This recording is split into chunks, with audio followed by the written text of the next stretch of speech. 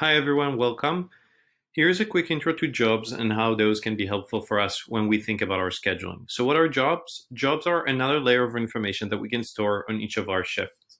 For example, if I'll tape this shift, you'll see that I have here a shift title, but just the same, I can include here what job that would be. Now, in this particular schedule, what we can see is that we have three jobs. Each of them is a different role.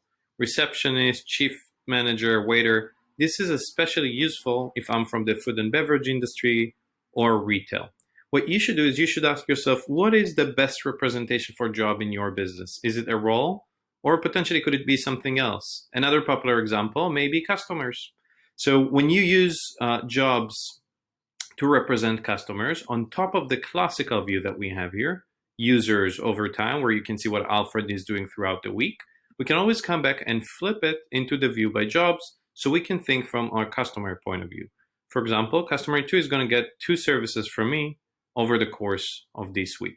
So you should ask yourself, what jobs should represent in your organization? Should it be a role, a customer? Another popular use case is site, or in some occasions, it might be the actual work that we're doing. Would it be cleaning, installation, flooring, delivery? You're really not limited in what you can add here.